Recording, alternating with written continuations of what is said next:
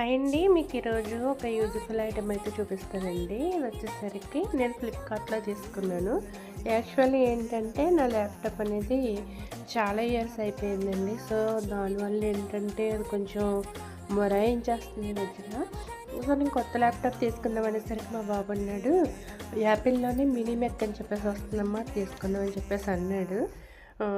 నేను అది యూస్ చేయలేనేమో అని చెప్పేసి అనుకున్నాను, కానీ తీసుకున్న తర్వాత అయితే ఐటెం మాత్రం చాలా బాగుందండి. ఇది వచ్చేసరికి మనకి ఏంటంటే చిన్న బాక్స్ లాగా ఇస్తాడు.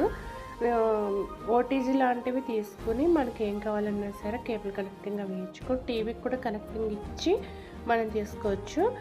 రిలాక్స్డ్గా సోఫాలో కానీ చైర్లో కానీ దివానా కాట్ మీద కానీ అలా కూర్చొని మనం మౌస్ కీబోర్డ్ అనేది అటాచ్ చేసుకుంటే సరిపోతుంది.